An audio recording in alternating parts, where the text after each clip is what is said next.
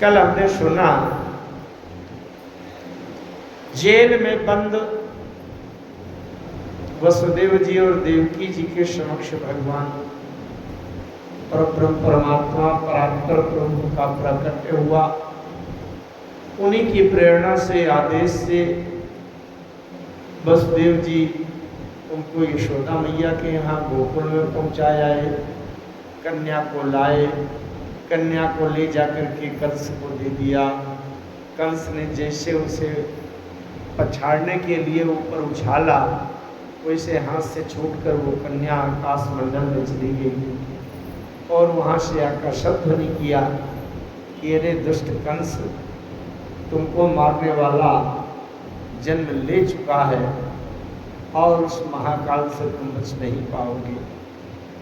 ऐसा कह करके कंस को कर दिया।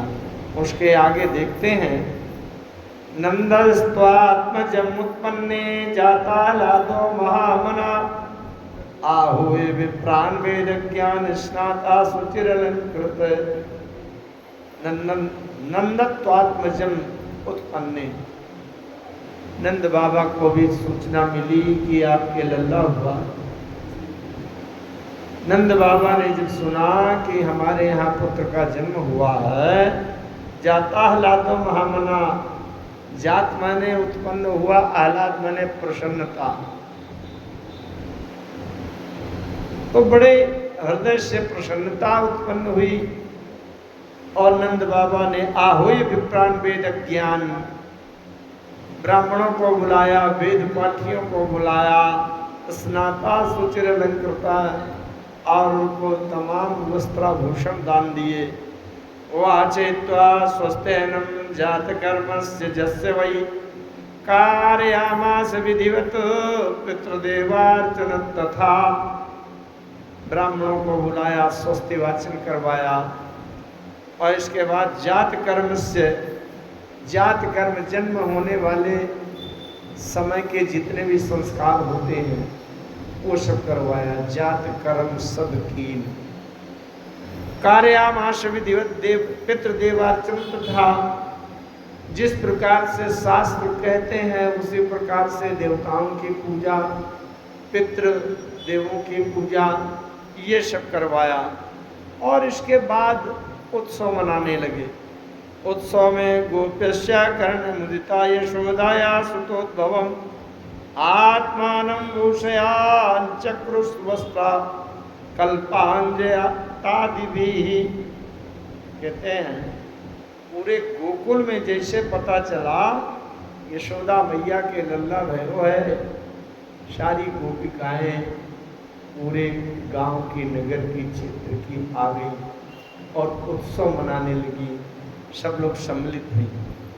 एक विशेष बात है यहाँ, यशोदा मैया के यहाँ लल्ला हुआ, जबकि जीवन में नंद बाबा यशोदा मैया के कोई संतान नहीं थी। पहली बार जीवन के चतुर्थ चरण में ये पुत्र उत्पन्न हुआ। अच्छा, सबको बड़ी प्रसन्नता थी, पूरे गोकुल में बड़ा उत्सव था। गांव भर की गोपिकाएं, महिलाएं सभी आ गई यशोदा मैया के यहाँ, लेकिन रोहिणी जी नहीं आई। बहुत ध्यान से सुनना बताओ, रोहिणी जी नहीं आई।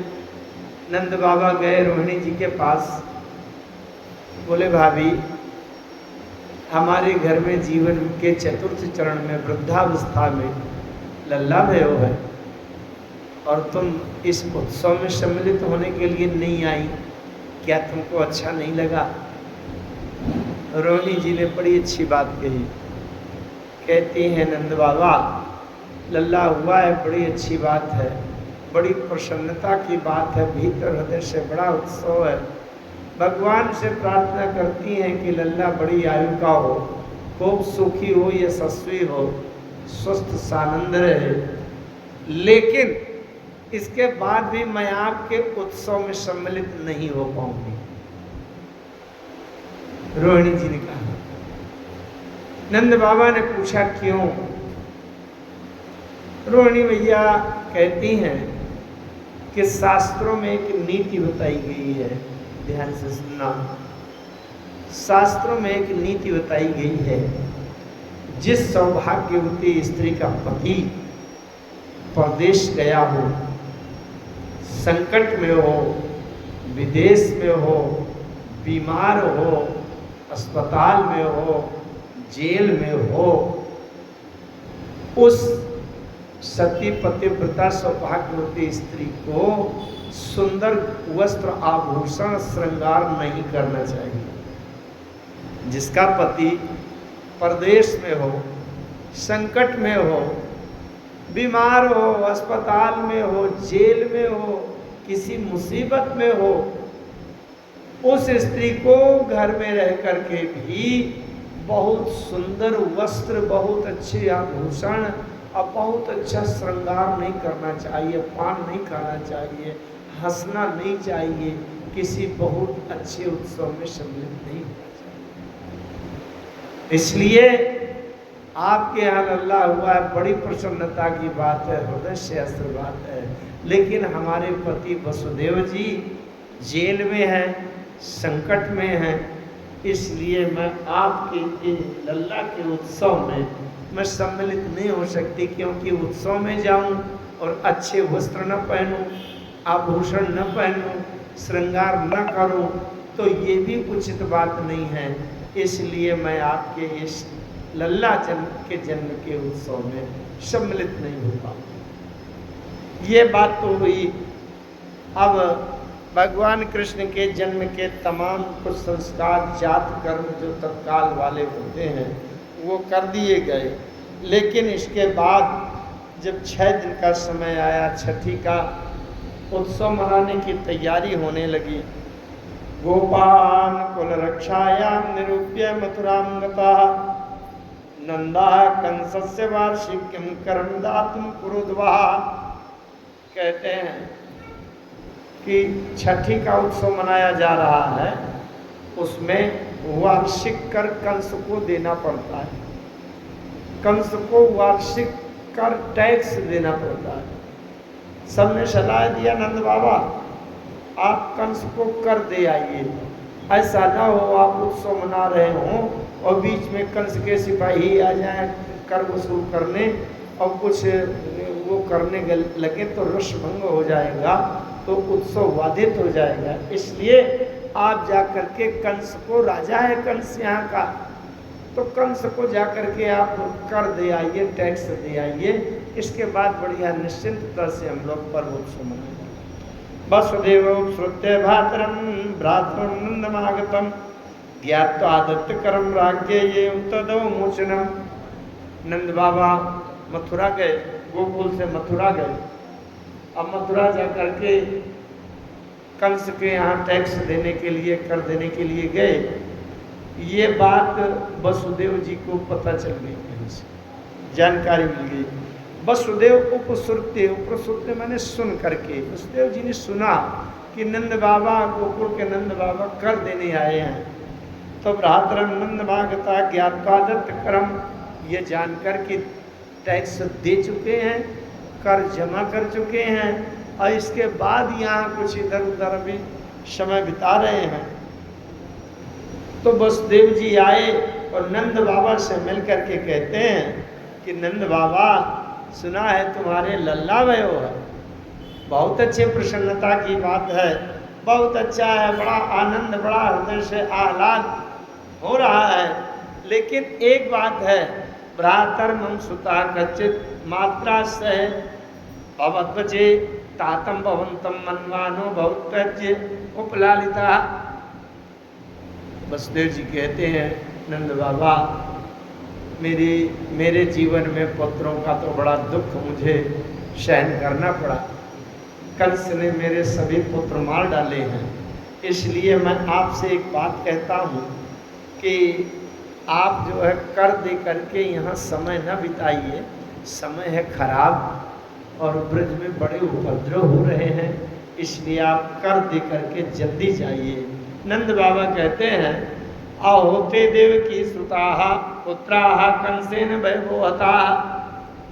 नंद बाबा ने कहा वसुदेव जी से आइए। बड़ी प्रतीक्षा थी आपकी।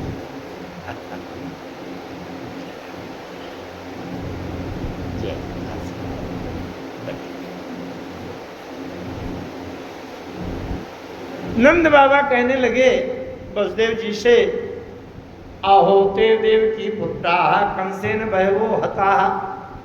अरे मैंने सुना है वसुदेव कि कंस ने तुम्हारे और देवकी से जन्म लेने वाले कई पुत्रों को कंस ने मार डाला। ये तो बड़े दुख की बात है। इसलिए एकावशिष्टावाच कन्या शापी दिव्यम्यता। और ये भी सुना कि 8वें क्रम में एक कन्या ने जन्म लिया था, उसको भी उसने नहीं छोड़ा, उसने भी मार डाला। ये तो बड़े दुख की बात है। वसुदेव जी कहते हैं नंद बाबा वो तो सब ठीक है, जो घटनाएं हुई सो हुई, इन घटनाओं के बारे में बातचीत में ज्यादा समय न लगाइए। वसुदेव जी फिर से कहते हैं, करो वार्षिको दत्तो राज्ञ दृष्टवा जयचया। आपने वार्षिक कर दे दिया है? बोले हाँ सब चुका दिया। बोले अगर दे दिया है तनेस्ते बहुतिथम समताचर्या गोकुले, इसलिए कई दिन अब यहाँ समय न बिताइए, आप सीधे जाइए। अब आप, मेरे पुत्र तो मार डाले गए कंस के द्वारा, लेकिन आपके यहाँ जो लल्ला भयो है, आप जा करके उसकी देख रेख सुरक्षा करिए और भगवान से प्रार्थना करते हैं कि वो लंबी आयु का दीर्घायु हो, ये सस्वी हो, स्वस्थ सुखी रहे, आपको खूब आनंद मिले। अंदर से तो वसुदेव जी जानते हैं कि वो पुत्र किसका है और कैसे वहाँ पहुँचा है। तो नंद वसुदेव जी कहते हैं आप तो जल्दी जाइए। अच्छा, अब इधर क्या हुआ, जब कंस को पता चला कि मेरे मारने वाला काल पैदा हो चुका है, तो सुखदेव जी कहते हैं, कंसेन प्रहिता घोरा पूतना बालघातिनी शिशुश्चार निघ्नन्ति पुरग्राम ब्रजादिषु। कहते हैं कंसेन प्रहिता घोरा पूतना बालघातिनी। पूतना, पूतना शब्द का अर्थ क्या है? साहित्यिक दृष्टि से देखें तो पूत माने होता है पवित्र, न माने ना हो। जो पवित्र ना हो, बाहर से भी पवित्र ना हो, भीतर की भावनाओं से भी पवित्र ना हो, माने दुष्ट हो। अच्छा बिल्कुल सरल व्यवहारिक अर्थ से देखें, पूतना क्या है? पूत माने पुत्र। घर में अभी पुत्र है और जिसके पहुंचने से पूत न रह जाए, समझ लेना वही पूतना। वह पूतना बकासुर की बहन है, बकासुर की बहन है, इसलिए इसको बकी कहा गया है। अहो बकीयम स्तन काल कूट जिघान सया पाए जब शादी, इसको बकी भी कहा गया। तो कंसेन प्रहिता घोरा पूतना बालघातिनी शिशुश्चार निघ्नन्ति पुरग्राम ब्रजादिषु। पूतना को कंस ने कहा, तैयार किया, तुम छोटे छोटे बालकों को मार डालती हो ना? बोले हाँ हाँ, ये तो मेरा बड़ा अभ्यास किया हुआ कार्य है, छोटे बच्चों को मारना तो बड़ा अच्छा होता है।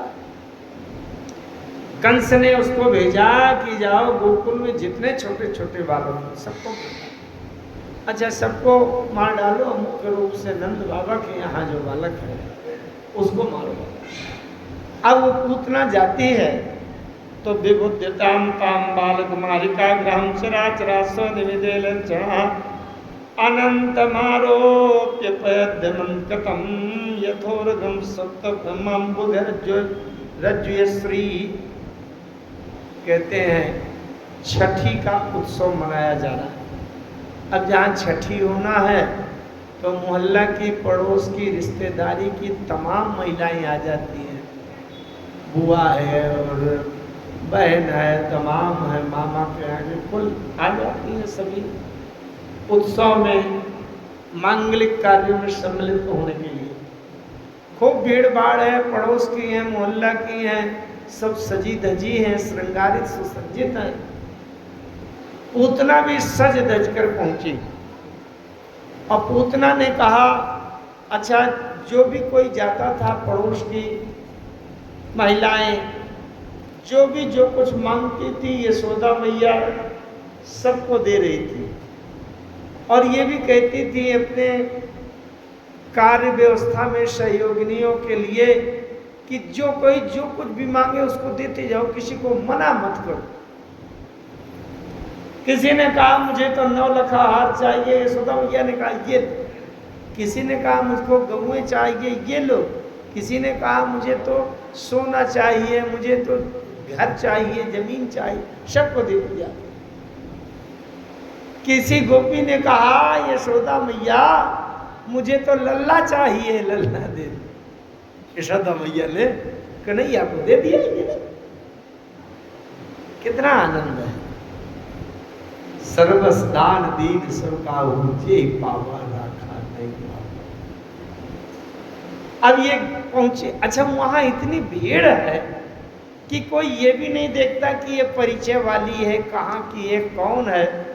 वो जान के ही आनंद बस सब ब्रह्म पर परिचय चलिए। किसको क्या पता कि कौन है, वहां तो सभी कोई।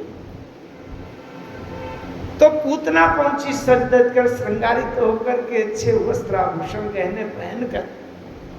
किसको हो सके पूछे कि ये कहाँ से आई है, बुआ है कि मौसी है कि माई है, कौन है, किसी को होशे नहीं है। और इन्होंने कहा यशोदा मैया मुझे तो लल्ला दे दो, कन्हैया दे दो। यशोदा मैया ने कहा ये ले ले।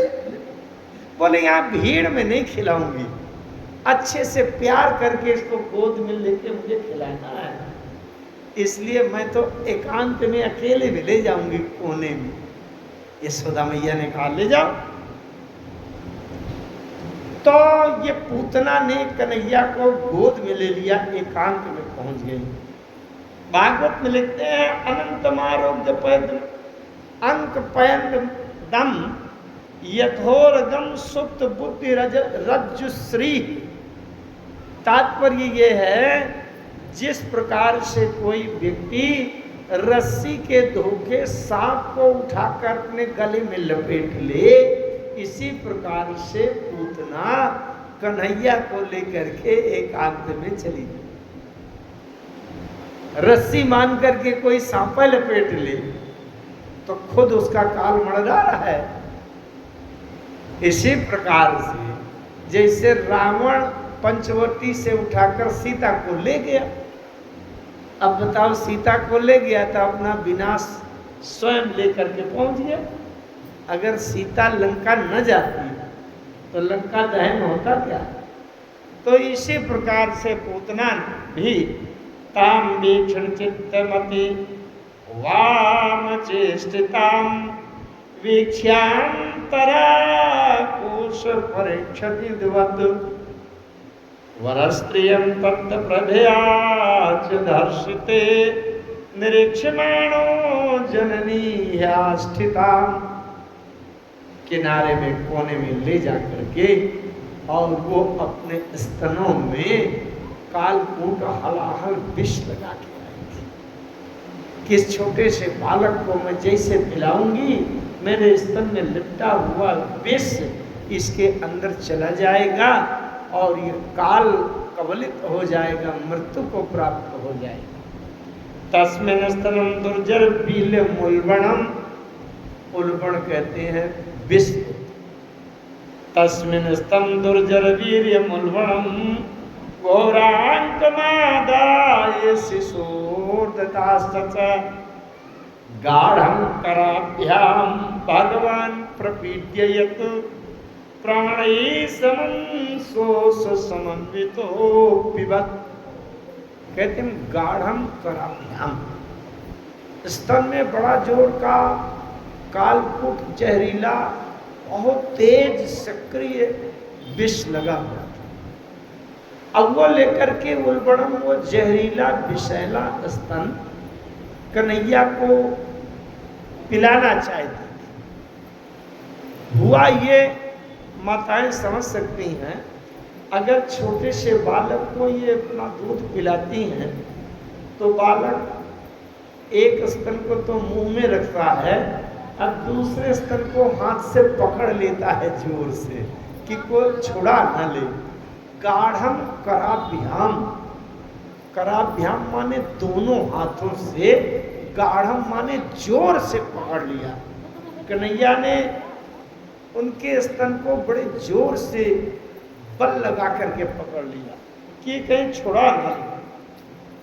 प्राणी समान रोष समन्वितो पिवम।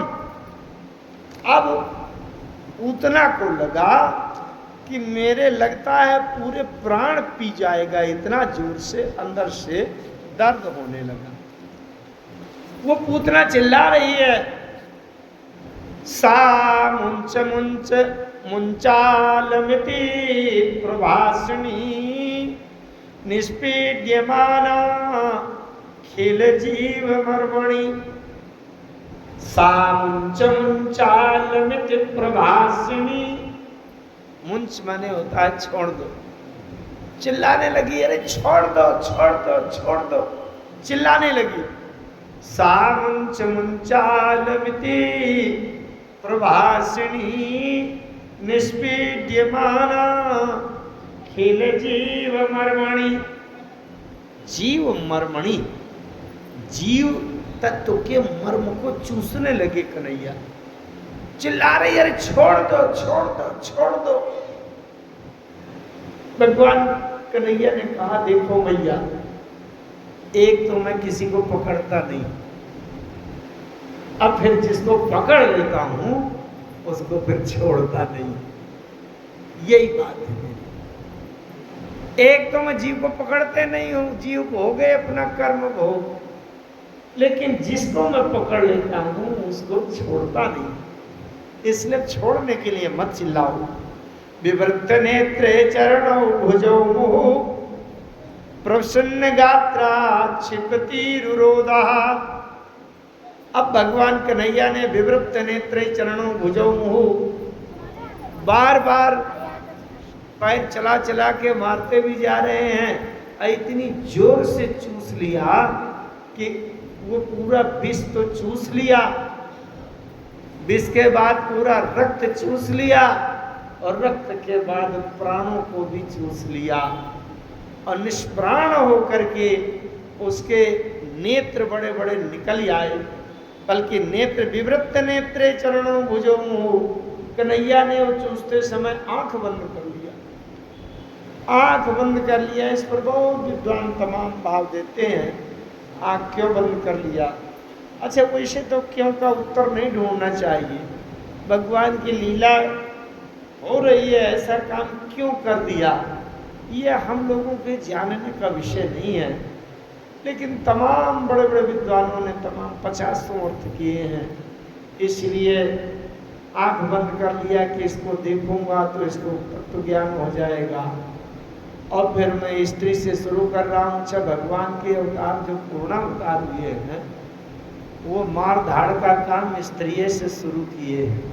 राम जी ने सबसे पहले ताड़का से शुरू किया मारना, और भगवान कृष्ण ने ये पूतना से शुरू किया। तो स्त्री से मुझे ये संहार कार्य शुरू करना पड़ रहा है। कुछ विद्वान कहते हैं कि शंकर जी का ध्यान कर लिया कि आपने जहर पिया है तो आप ही आ जाओ। यद्यपि भगवान कृष्ण को, राम जी को कोई भी कार्य करने के लिए कोई कठिनाई नहीं है, लेकिन आंख बंद करके और उन्होंने उसका पूरा प्राण पी लिया। जैसे निष्प्राण हो गया उसका शरीर, पद्मानोपि तद्देह स्त्रिग व्यून्त्याग स्तरद्रुमग्रतां चूर्णयामास राजेंद्र मैदासीता तद्भुतम। अब जैसे वह पद्मानोपी, पतन माने गिर गई, जैसे निष्प्राण होकर तड़ाक से गिरी, वैसे उसके विशाल काय बहुत बड़ा शरीर प्रकट हो गया। अभी तो बनावटी सुंदरी स्त्री बनकर के आई थी, नहीं है वो राक्षसी, बकासुर की बहन है बकी। और वो जैसे निष्प्राण होकर के गिरी, वैसे इतना बड़ा शरीर था कि उसकी भुजाएं बहुत बड़े बड़े वृक्ष के समान तड़ाक से गिरी, और जहाँ गिरी वहाँ जो कुछ भी रचना थी वो सब मार ध्वस्त हो गया, चूर्ण बन गया। और कैसे? उसकी जो आंखें थी, यह नाभि थी, अंधकूप गभीराक्षम, अंधकूप गभीराक्षम, अक्ष कहते हैं नेत्र को, गभीर माने गहरे, इतने गहरे गड्ढे थे आंखों के कि अंधकूप, कूप माने कुआं की तरह दिखाई दे रहे थे। आंखें जो है कुआं की तरह दिखाई दे रही थी। अपुलिनो रोह भीषण, उसकी जो जांघें थी वो पुलिन माने पुल की तरह दिखाई दे रही थी, जैसे नदी में नालों में पुल बना करके कोई तैयार कर दिया, ऐसा शरीर दिखाई पड़ता था।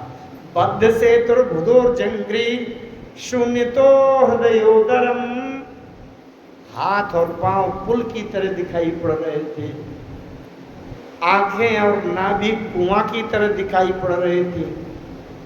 इस प्रकार से बहुत बड़ा विशालकाय शरीर दिखाई पड़ रहा था। बालम च तस्यावृषि क्रीणनमंतम कुतो भयम गोप्यस्तूर्णम समभ्येतम जुगुरुः जातु संभ्रमाः। बालक भगवान कृष्ण उसके हृदय में, छाती में बैठ करके छोटे से कन्हैया खेल रहे थे, क्रीड़ा कर रहे थे। किसी को पता नहीं, बड़ी जोर से आवाज हुई, जैसे कोई घर मकान गिरे, कोई पेड़ गिरे तो बड़ी जोर से चरचराहट की आवाज होती है। वैसे जब पूतना का शरीर गिरा, धराशायी हुआ, तो बड़ी जोर से भरभराहट की आवाज हुई। सब लोग दौड़ करके देखने गए, क्या हो गया, क्या हो गया। वहां देखा तो विशाल काय शरीर पड़ा हुआ था, छोटे से कन्हैया उसके छाती के ऊपर खेल रहे थे। बालम तस्या उर्वशी क्रीड, उर्वशी हृदय में खेल रहे। यशोदायारोणी व्यामताम समाबालस्य सर्वता रक्षाम विदधरे सम्यक गोपुक्ष भ्रमणादिवि गोमूत्रेण स्नापयित्वा पुनर्गोरसा मार्बक रक्षाम चक्रुष्य सकृता द्वादशांग्यो नाम भी। वहां इतना बड़ा अनिष्ट, इतना बड़ा उपद्रव हो गया कि विशाल काल इतनी बड़ी राक्षसी और ये धड़ाम से गिरी, छाती में कन्हैया खेल रहे हैं। ये देख करके सब लोग घबराए। यशोदा मैया से कहा, कन्हैया को कहाँ छोड़ दिया था? बताओ, इतनी बड़ी राक्षसी के छाती में वहां से उछल के गिरे हैं। जल्दी से ले जा करके भगवान कृष्ण को गौशाला में ले गई और गाय की पूंछ को सिर के चारों ओर घुमा करके और उसकी अलाय बनाए और ये नजर उतारी, अनिष्ट टल गया। और फिर कहते हैं गौमूत्रेण स्नापयित्वा, गौमूत्र से कन्हैया को स्नान करवाया। और इसके बाद तमाम पुनर्गोर सार्वकम, गौशाला की धूल को लेकर के तिलक किया कि गाय की गौशाला की धूल से रक्षा होती है। रक्षाम चक्रुष्य सकृता द्वादश नाम भी, भगवान के 12 नाम लेकर के 12 नामों से भगवान से रक्षा करने की प्रार्थना। इंद्रियाणी ऋषिकेश प्राणाम नारायणो अवतु श्वेत दीप प्रतिष्ठित चित्तम मनोयोगेश्वर। इस प्रकार से भगवान के नामों से इंद्रियाणी ऋषिकेश, कन्हैया के इंद्रियों की रक्षा ऋषिकेश करें। प्राणाम नारायणो अवतु, भगवान नारायण कन्हैया के प्राणों की रक्षा करें। इस प्रकार से भगवान के नाम से कन्हैया के कवच माने रक्षा करने की प्रार्थना। ये घटना हो गई और इस तरह से ये वर्णन हो रहा था।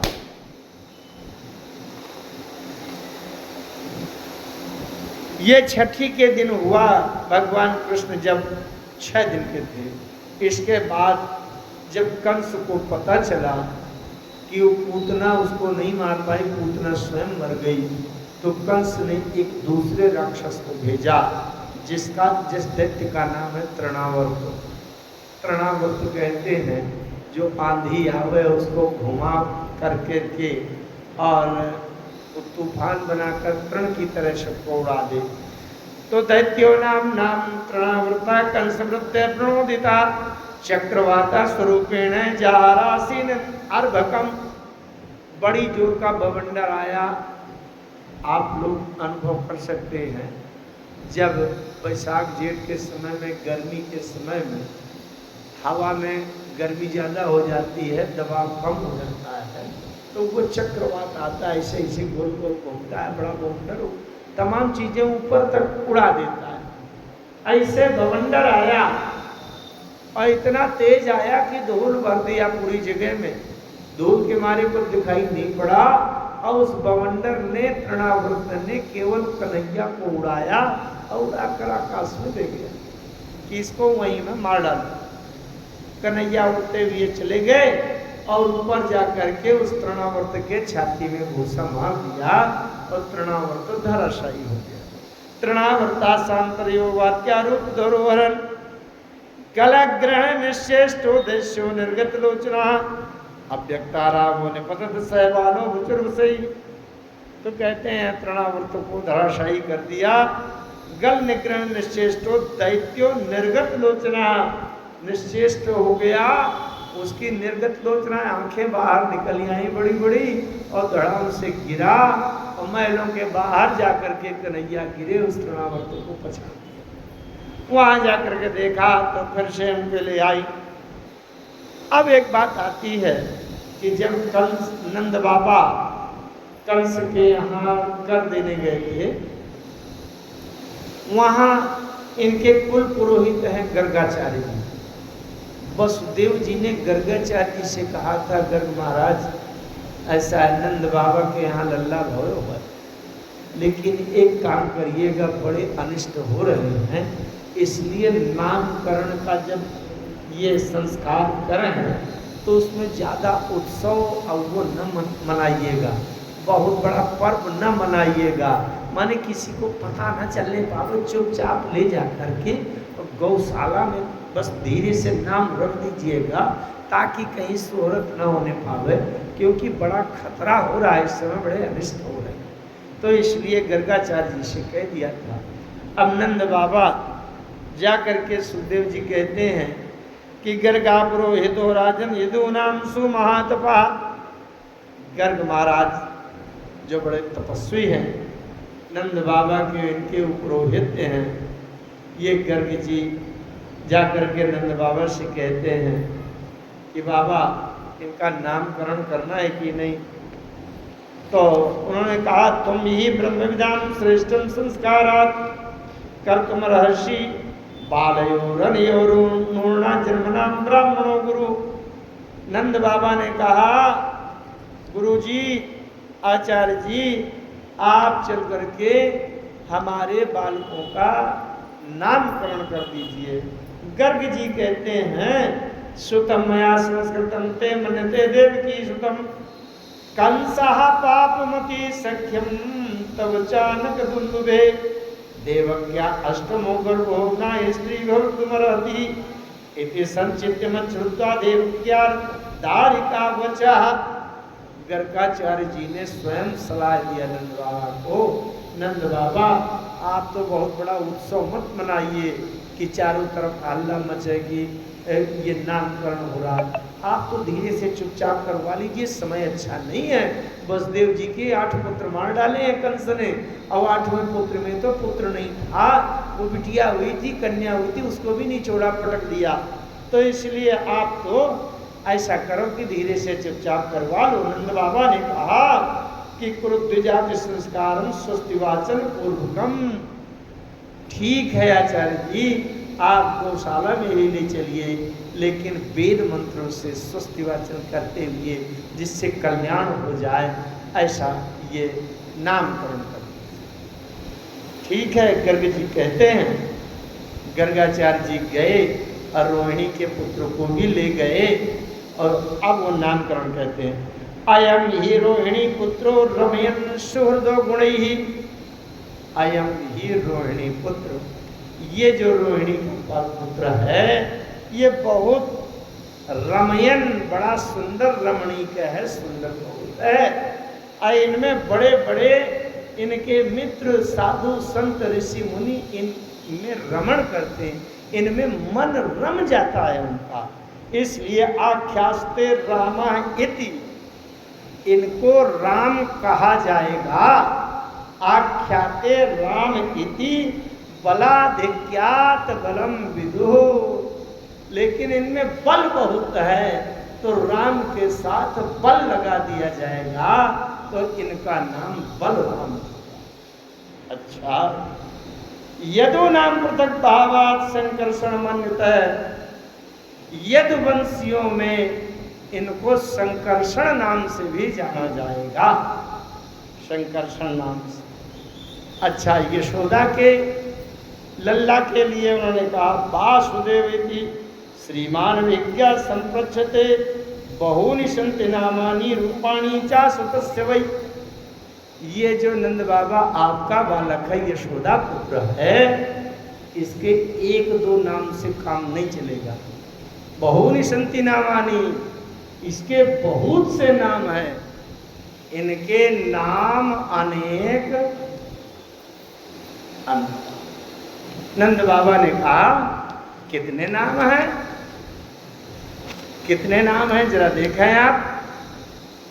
अरे कोई कहे गोविंद, कोई गोपाला, कोई कहे गोविंद, कोई गोपाला। मैं तो कहूँ सांवरिया बांसुरिया वाला, मैं तो कहूँ सांवरिया बांसुरिया वाला, मैं तो कहूँ सांवरिया बांसुरिया वाला, मैं तो कहूँ सांवरिया बांसुरिया वाला। गोपाला गोविंदा, गोपाला गोविंदा, आहा गोविंदा गोपाला गोविंदा गोपाला। अब जरा देखें कितने नाम हैं। राधा ने श्याम कहा, मीरा ने गिरधर, राधा ने श्याम कहा, मीरा ने गिरधर। कृष्णा ने कृष्ण कहा, सुख जाने नटवर, कृष्णा ने कृष्ण कहा, को जाने नटवर। मैया तो कहती है सुन लो, ग्वालों ने तुमको पुकारा गोपाला, ग्वालों ने तुमको पुकारा गोपाला। मैं तो कहूँ सांवरिया बांसुरिया वाला, मैं तो कहूँ सांवरिया बांसुरिया वाला। गोविंदा गोपाला गोविंदा गोपाला, हा हा गोविंदा हा गोपाला गोविंदा गोपाला। मैया तो कहती है सुन लो कन्हैया, मैया तो कहती है सुन लो कन्हैया। घनश्याम कहते हैं बलदाऊ भैया, घनश्याम कहते हैं बलदाऊ भैया।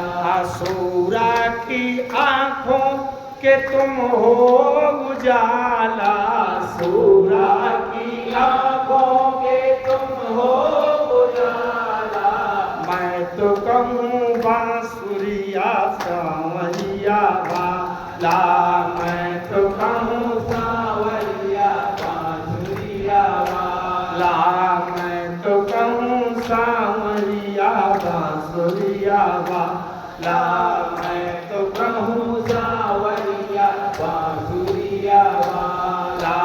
गोविंदा गोपाला, जय जय गोविंदा जय गोपाला, जय जय गोविंदा गोपाला, जय जय गोविंदा जय जय गोपाला।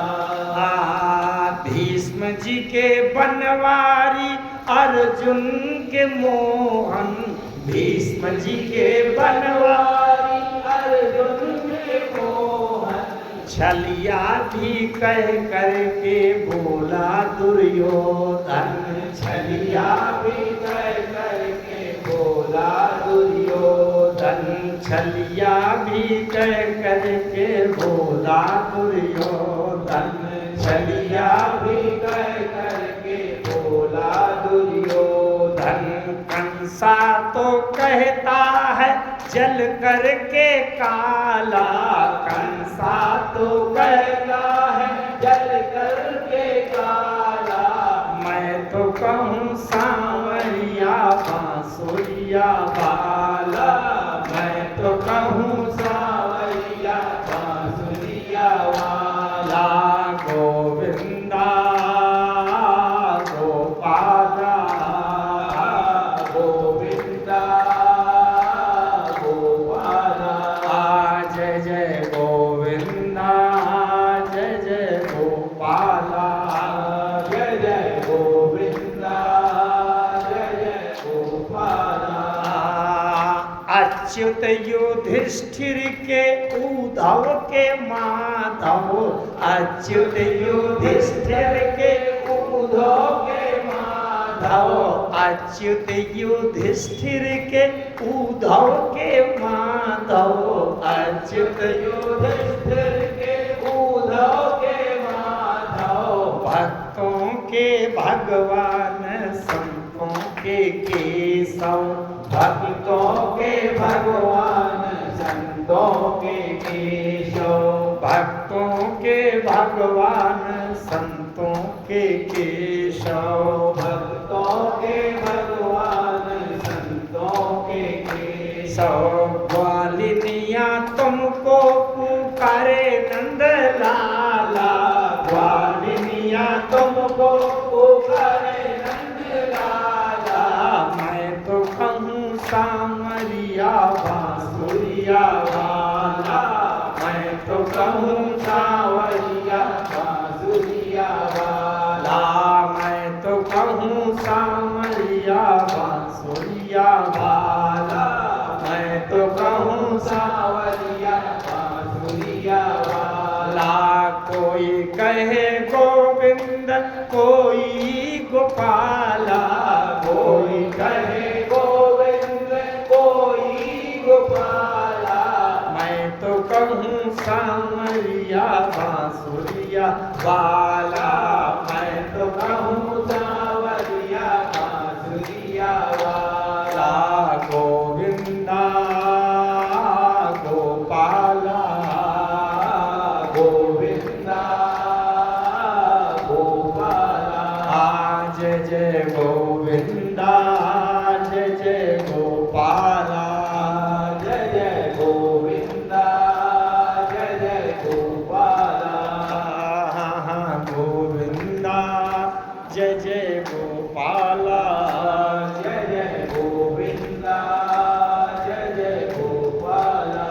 इस प्रकार से गर्गाचार्य जी ने इनके नामकरण किए कि इनके बहुनी संति नामानी रूपाणी सुतस्यते, तुम्हारे पुत्रों के बहुत से नाम हैं, बहुत से रूप हैं, सभी लोग अपनी भावना में रूप कहते हैं, लेकिन कृष्ण से गोप्योरुचिरम विक्षेपो मार पालन, लेकिन सबसे प्रमुख नाम इनका कृष्ण है।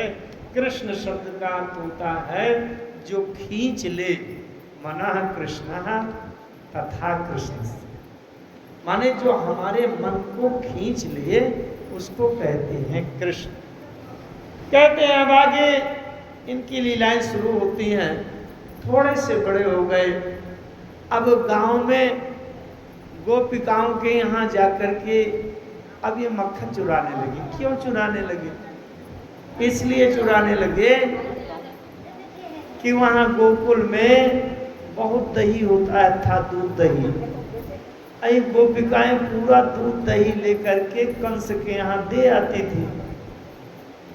अब बताओ, गाय हम रखें, चारा हम खिलावें, दोहनी हम करें, अये ले जाके कर सके यहाँ मक्खन दे आती हैं। तो भगवान कृष्ण ने सोचा कि बताओ अपने गांव का मक्खन कंस के यहाँ, दुष्ट के यहाँ जाता है। मक्खन क्या है? हमारा मन ही मक्खन है, मन ही माखन है।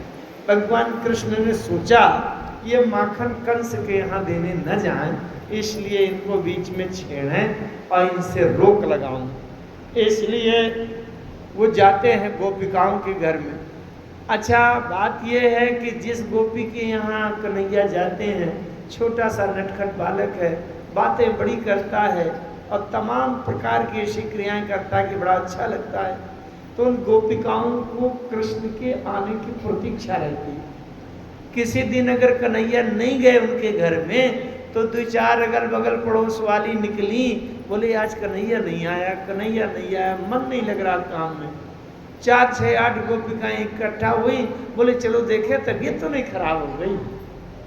अच्छा चलो देखें यशोदा मैया के यहाँ कन्हैया कर क्या रहा है।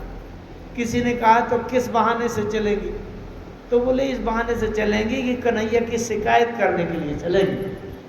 तो इसलिए तमाम 8, 10, 15 गोपिकाएं इकट्ठी हुई, यशोदा मैया के घर में गई और उनसे शिकायत करने लगी, अरे यशोदा मैया तुम्हारा कन्हैया हमारे घर में आता है, बड़ा उपद्रव करता है और माखन की चोरी करता है, चुराता है, और ये माखन चुरा के खा ले तब तक हमको कोई परेशानी नहीं, लेकिन माखन चुरा के खाने के साथ साथ जानती हो कितना ये शैतानी करता है। क्या? बोले वत्सान मुंचन क्वचित समय संक्रोश संजात हादसा स्तेयन स्वादवादि पया कल्पितो स्तर गई ही। वत्सान मुंचन ये जाता है मक्खन खा लेता है, और जो बछड़े बंधे होते हैं गऊ के, वो बछड़े चुपचाप खोल देता है। जिस गाय का दूध अभी नहीं निकाला गया उनके बछड़े खोल देता है, तो बछड़ा जाकर के गऊ का दूध पी लेता है। अब भगवान कृष्ण कहते हैं कि बछड़ों को धोखा देके तुम दूध निकाल लेती हो। अरे गाय अगर दूध रखे है अपने स्तन में, तो अपने पुत्र के लिए बछड़ों के लिए रखे है, तुम चालाकी से निकाल लेती हो। शास्त्र कहता है, वेदों में बात कही गई है, गाय का दूध कैसे निकालना चाहिए। गाय के दूध के लिए ये नहीं कहा गया, वेदों में कहते हैं कि ऐसा नहीं है कि गाय के बछड़े को जरा सा गाय के थन में मुंह लगाओ और उसको हटा करके दूध निकाल लो, ये चालाकी, ये अपराध है दोस्त। वेदों में कहा गया है कि बछड़ा छोड़ देने के बाद जब गाय का दूध पीते पीते बछड़ा पूरा छक जाए पेट भर, और बछड़ा अपने आप गाय के थन को छोड़कर अलग हो जाए, उसके बाद गाय के थन में जितना दूध बचे उसको दोहना चाहिए। भगवान कृष्ण गाय चालाकी करती हैं गोपिकाएं, जरा सा बछड़ा को लेकर के और गाय के थन में मुंह लगाता है जैसे बछड़ा, और गाय के थन से जैसे दूध नीचे उतरता है वैसे बछड़ा को हटा के थन दूध लेती है, इसलिए जाके बछड़ा खोल जाते हैं। तो कहते हैं वत्सान मुंचान क्वचित समय, मैंने किसी भी समय बेसमय, दोपहर में जाएं, पहले जाएं, बाद में जाएं, खोल जाते। और इसके बाद इतने नहीं, साथ में तमाम बंदरों को लिवा जाते हैं। मरकान भोक्षण विभजति चेंतानी भंडानी भिनंती। इसके बाद बंदरों को लिवा जाते हैं, बंदरों को माखन खिलाते हैं। अब बताओ, बंदरों को घी दूध माखन खाने खिलाने की आवश्यकता है क्या? बंदरों को तमाम फल लगे रहते हैं, उनको वही खाना चाहिए। और इसके बाद बंदरों को भी खिला दें तो भी कोई हमें ज़्यादा कष्ट नहीं है, लेकिन भांडानी भिनंती, डंडा लेकर पत्थर की कंकड़ी उठाकर हमारी मटकी बर्तन जितने होते हैं जिसमें दही रखा मक्खन वो सब फोड़ डालता है। इसलिए हम तो इससे बहुत परेशान हो गए। द्रव्यालाभे च ग्रह कुत्तो या कुत्क्रोश तो कान। अच्छा किसी के घर में अगर माखन नहीं मिलता, अगर घी मक्खन नहीं मिलता, दही नहीं मिलता, तो जानते हो क्या करता है? उसके घर में जो अगर छोटे बच्चे हैं सो रहे हैं तो उनको सिक्योरिटी काट के जबरदस्ती जगा के रुला देता है, तमाम प्रकार का सामान फोड़ देता है। हस्त्रग्राहोर चेति विधिम पीठो उखलई। ये यशोदा मैया ने कहा तो मक्खन वक्खन जरा ऊपर ऊंचाई में रखा करो। एक गोपी कहती है जब हम ऊपर रखते हैं तो ओखली के ऊपर चढ़ जाता है, एक की पीठ में दूसरा, दूसरे की पीठ में तीसरा, और चढ़ करके ऊपर से मक्खन निकाल लेता है। छिद्रम, अगर मटकी से मक्खन नहीं निकाल पाता तो नीचे से डंडा मारकर या पत्थर की कंकड़ी मारकर और फोड़ देता है मटकी, और ऊपर से जब मक्खन बहता है तो नीचे खा लेता है। इस तरह से कर छिद्रम मेहनती अध्वांतागारे घृतम मणिगण स्वामर्थ प्रदीप। और एक बहुत बढ़िया बात एक और कही जो भागवत वाचक कम बताते हैं। यशोदा मैया ने कहा कि तो अंधेरे में रखा करो, तुम उजाले वाले घर में लटका देती हो, तुरंत देख लेता है। अंधेरे घर में भीतर छुपा के रखा करो कोठरी में। गोपिकाओं ने कहा मैया हमने ये भी करके देखा, हम जब अंधेरे कोठरी में अपना मक्खन रखती हैं तो ये गले में एक ऐसी मणि पहन कर जाता है कि अंधेरे में उजाला हो जाता है, और अंधेरी जगह में भी ये मक्खन की मटकी देख लेता है और वहां भी ले आता। यशोदा मैया ने कहा ऐसा करो, अभी मैं मानती नहीं हूं। सभी गोपिकाओं ने कहा बुलाओ उसको, कन्हैया को। अब कन्हैया को बुलाया गया, क्योंकि उनके तो इच्छा यही थी कि हम जाएंगी तो कम से कम यशोदा मैया के घर में देख लिया मैं कन्हैया। यशोदा मैया ने बुलाया कि अरे लल्ला इतना शैतानी करता है तो कन्हैया ने कहा मैया ये सब झूठ बोलती हैं, एको सही नहीं बोलती। बोले अच्छा तो ही केवल एक सही बोलने वाला है। कन्हैया ने कहा मैया इनसे कहो कि एक दिन पकड़ कर दिखावन रनियान कब हम मक्खन इनका लाते हैं। तो एक बार यशोदा मैया ने भी कहा हाँ हाँ ठीक बात कह रहा, पकड़ करके दिखाओ ये कहाँ तुम्हारे घर में चोरी करने जाता है। और एक दिन कन्हैया गए तो गोपिकाएं सावधान थी, आज हम पकड़ कर ले जाएंगे। अच्छा एक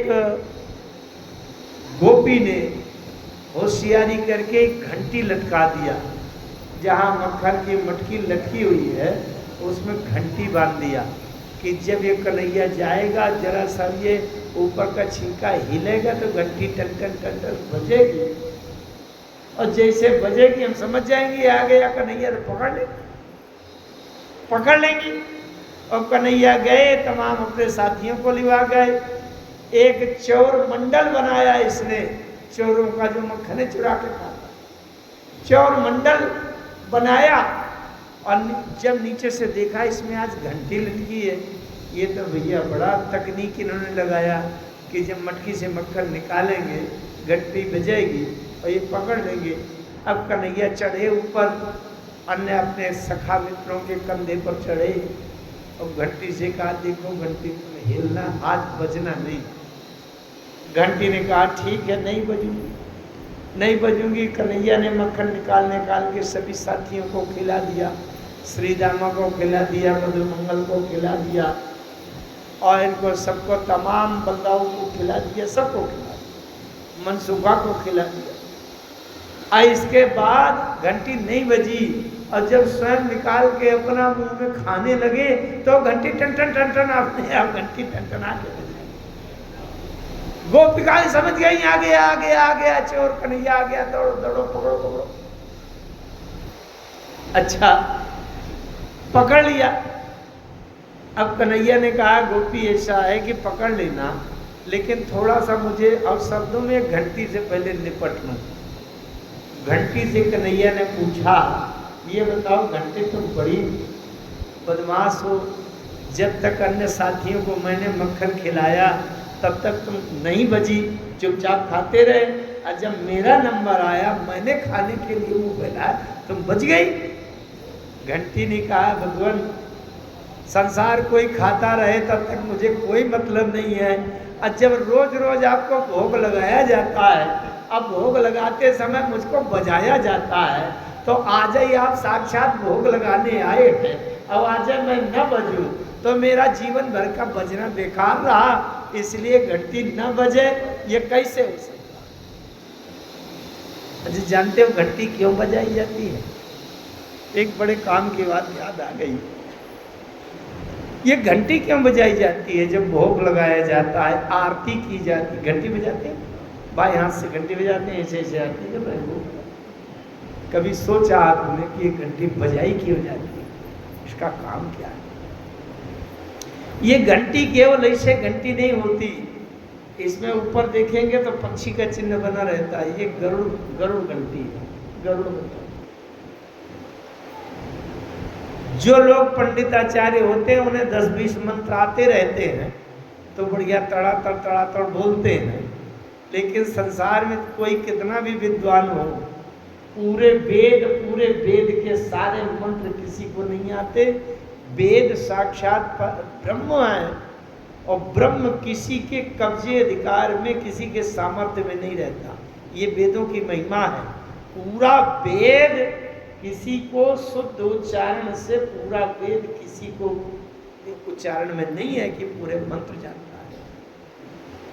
अच्छा, आप ध्यान से समझो, अगर किसी विद्वान को पूरे वेद मंत्राओं अब पूरा उच्चारण सही हो तो पूजा के बाद वो यही बोलेगा दावे से कि चाहे जो मंत्र सुन लेना, मुझे पूरा सही आता है, कहीं कोई गलती नहीं हुई, ये कहना चाहिए। लेकिन चाहे जितना बड़ा विद्वान हो, पूजा के बाद यही कहता है, यदक्षरम पदभ्रष्टम मात्राहीनम च यद् भवेत् तत्सर्वं क्षम्यतां देवो प्रसीद परमेश्वर। क्यों कहते हैं? अगर कोई दावा करने वाला विद्वान है तो भगवान से ललकार कर कह दे कि मैंने जितने मंत्र बोले हैं सब सही बोले, एको गलत नहीं बोला। लेकिन आज तक किसी के कहने की हिम्मत नहीं हुई। अज्ञानात् विस्मृतिर्भ्रान्त्या यन्यूनम अधिकम कृतम, ये कहते हैं देव प्रसीद परमेश्वर। तो ये इसीलिए कहते हैं कि वेद साक्षात भगवान है।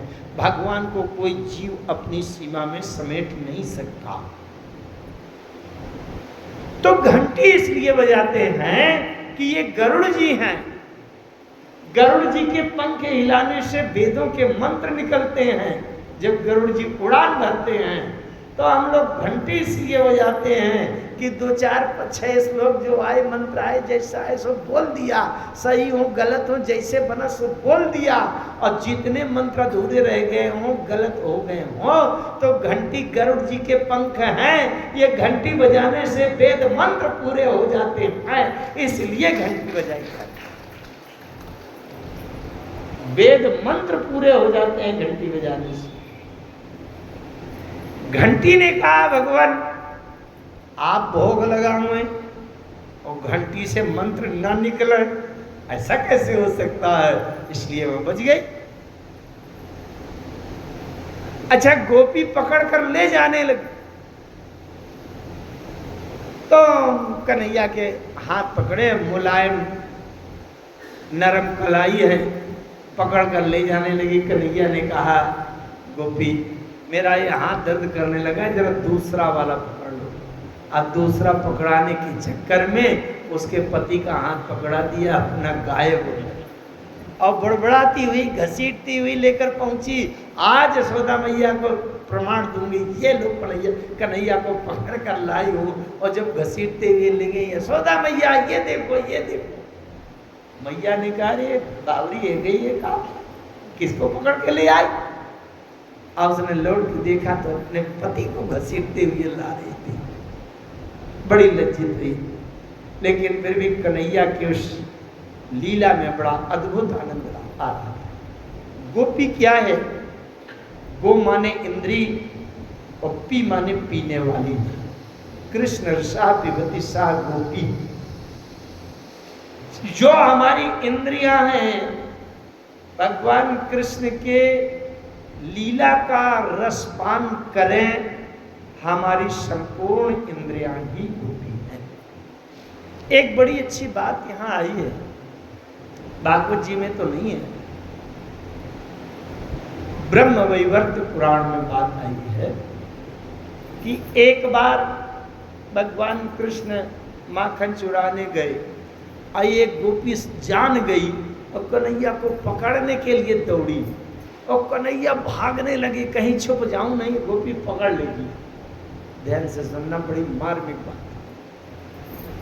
तो कन्हैया आगे आगे भागते चले जा रहे हैं, पीछे पीछे गोपी भागती जा रही है, अभी पकड़ लूंगी अभी पकड़ लूंगी, जाता कहाँ। एक भक्त सामने मिल गया, भगवान कृष्ण से कहा, भगवान कहाँ भागे जा रहे हैं, कहाँ जा रहे हैं? कहा, अरे बोले सामने से हटो, पीछे से पकड़ने आ रही है गोपी, मुझे भागना है, छुपना है। भक्त ने कहा, इसीलिए तो काम की बात कर रहा हूं आपकी, कहां जाओगे छुपने के लिए? भगवान कृष्ण ने कहा, अच्छा अगर किसी को छिपना हो तो उजाले में प्रकाश में नहीं छिपना चाहिए, वो दिखाई पड़ जाएगा। किसी को छिपना हो तो अंधेरे में छिपना चाहिए। भगवान कृष्ण ने कहा, मैं किसी अंधेरी जगह में छिपने के लिए दौड़ा चला जा रहा हूं, कहीं अंधेरी जगह मिले अंधेरे में छिप जाऊं। उस भक्त ने कहा, भगवान इसीलिए तो बता रहा हूं, बड़े काम की बात। बोले क्या? बोले मेरे हृदय में जितना अहंकार अज्ञान का अंधेरा है, उतना अंधेरा आपको कहीं ढूंढे नहीं मिलेगा, इसलिए आकर के मेरे हृदय में छिप जाइए, अब कोई संसार का आपको ढूंढ नहीं पाएगा, और नहीं जहां जाएंगे तो आप पकड़े जाएंगे और कहीं छिप नहीं पाएंगे। उस भक्त ने अपने को इतना दुष्ट बता दिया कि संसार वाला आपको और कहीं ढूंढे तो ढूंढे, मेरे जीवन में तो कोई किसी को शंका नहीं होगी कि इसके हृदय में कृष्ण छुपे होंगे। तो उस भक्त ने कहा, मेरे इस अंधेरे अज्ञानी अहंकार से भरे हुए हृदय में छुप जाइए, कभी कोई गोपी ढूंढ नहीं पाएगी। ये बड़ी अच्छी बात थी। भगवान माखन लीला करते हैं, बहुत अच्छा रसमय आध्यात्मिक है। जहाँ जाए मन तहाँ लुभाई। भगवान माखन क्यों चुराते हैं? ये हमारे जीवन की इंद्रियां ही गोपी हैं, जो भगवान कृष्ण की लीला का रस आनंद रसपान करती हैं। हमारा मन ही माखन है, भगवान कृष्ण में जब मन लग जाए वही माखन चुराना। एकदा क्रीडमानस्ते रामाद्या गोपकार का कृष्णो मृदम भक्षितवानिति मात्रे न्यवेदयन्। एक बार की बात है, क्रीडमानस्ते खेल करते करते रामाद्या गोपदार का बलराम दाऊ भैया और अन्य गोप बालक ये साथ में थे। कृष्णो मृदम भक्षितवानिति, भगवान कृष्ण ने मृदम माने मिट्टी खा लिया, मिट्टी खा लिया, इसे मुंह में डाल लिया। और मात्रे निवेदन, बलदाऊ भैया गए और माता जी से निवेदन करने लगे, यशोदा मैया इसने मिट्टी खाई।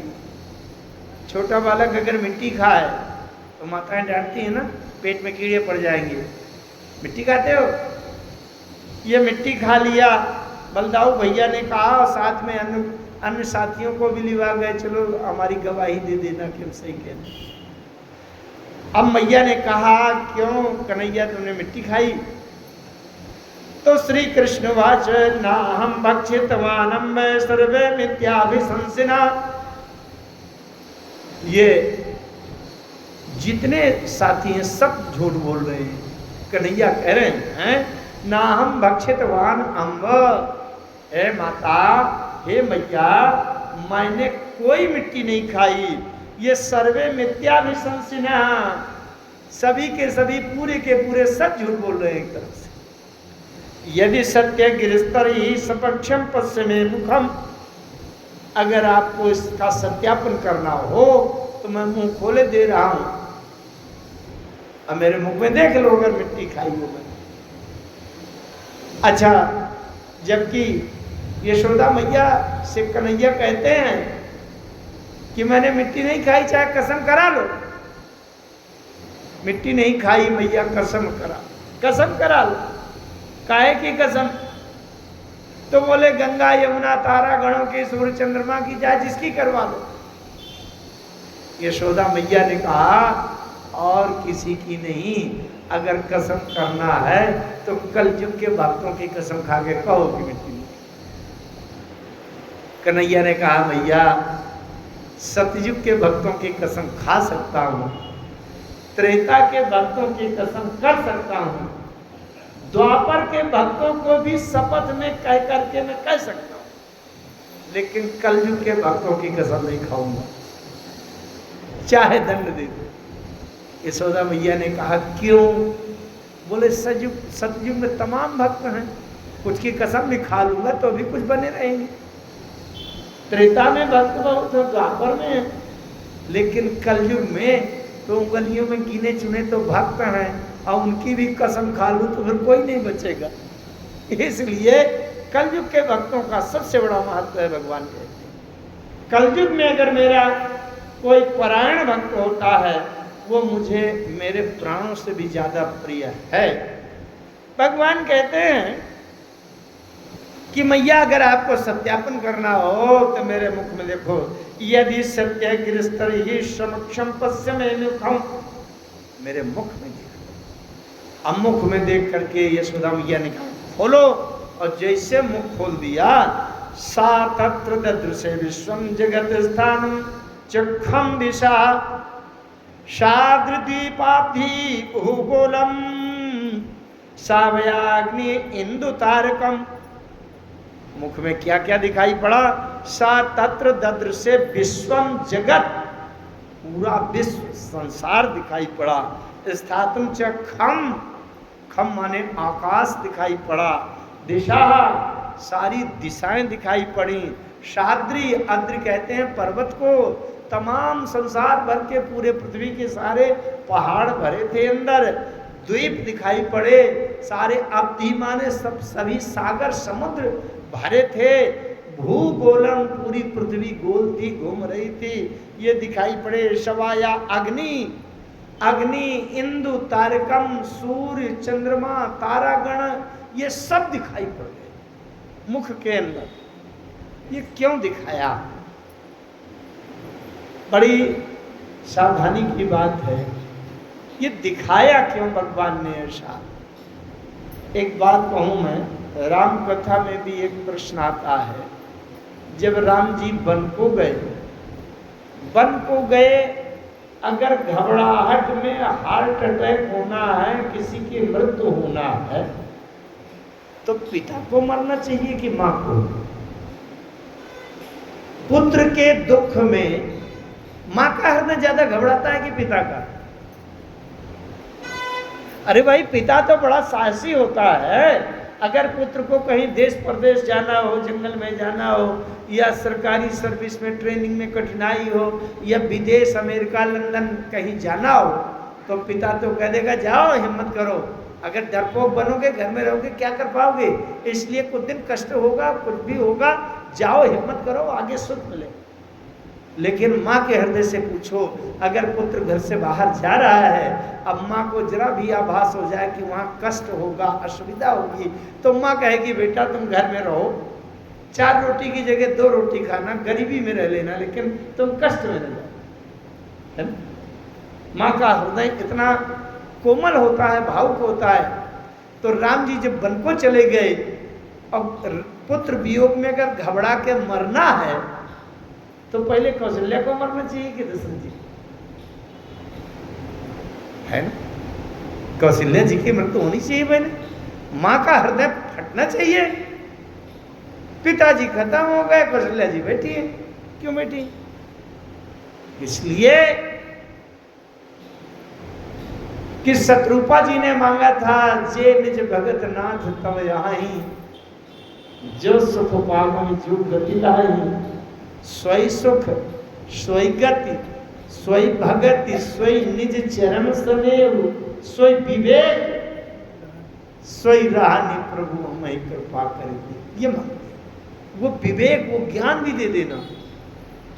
भगवान ने सोचा कि जिसके घर में मैं पुत्र बन करके आया हूं, और वही न जान पावे कि मैं कौन हूं, तो मेरे आने का फायदा क्या हुआ? अरे केवल संसार के पुत्रों की तरह मानते रहे तो उसमें मेरे आने से क्या लाभ होगा, क्या कल्याण होगा। इसलिए जब 6 महीने के राम थे तभी कौशल्या जी को दिखा दिया था, दिखरावा मातहि निज अद्भुत रूप खंड, रोम रोम प्रति लागे कोटि कोटि ब्रह्मांड। तब कौशल्या जी ने हाथ जोड़कर स्तुति की थी, स्तुति करी न जाई भय माना, जगत पिता मैं सुत कर जाना। अरे आप तो जगत पिता हो। लेकिन मनु जी ने मांगा था कि सुत विषय तो पद रति होऊ, मोहि बड़ मूड़ काहे किन कोऊ। आपको मैं पुत्र मानकर ही प्रेम करता रहूं, तो दशरथ जी पुत्र माने हैं। कौशल्या जी ये जान गए ये पुत्र नहीं है तो जगत पिता है, ये केवल मेरे ही पास रहे, ये बंधन नहीं हो सकता, ये तो संसार के स्वामी है, इसलिए तो जाएंगे ही। इस कारण से कौशल्या जी की हृदय गति नहीं रुकी और दशरथ जी पुत्र मांगते हैं। इसी प्रकार से यशोदा मैया के सामने कन्हैया ने भी मुंह खोलकर मानो ये बता दिया कि कहीं ऐसा ना हो कि इनके यहाँ मैं पुत्र बनकर के आया और ये मुझे सांसारिक पुत्रों की तरह ही जानती मानती रहे, तो मेरे आने का लाभ क्या होगा। इसलिए उन्होंने मुंह खोल दिया। मुंह खोलने पर तमाम ये आकाश दिखाई पड़ा, दिशाएं दिखाई दी, पूरी पृथ्वी, पूरे द्वीप, पूरे महासागर, सूर्य चंद्रमा तारा गण सब दिखाई पड़े। और यशोदा मैया घबरा करके आश्चर्य में आंख बंद कर लेती हैं। ज्योतिष चक्रम जबम तेजो नमस्वान विदेक वैकारिणी इंद्रियाणी मनोमात्रा गुणास्त्रिचा। यशोदा मैया ने आंखें बंद कर लिया। भगवान ये क्या मैं देख रही हूँ। कन्हैया ने कहा मैया बस यही है, मैंने खाया कुछ नहीं है, जब ये मेरे अंदर सब समाया ही हुआ है, मुझे खाने की क्या आवश्यकता। इसके बाद एक बड़ी अच्छी लीला आती है भगवान की। एकदा गृहदासी सु यशोदानंद गेहनी कर्मांतर चिरदीप्तास्तु निर्मल मथम स्वयं दधि। एक बार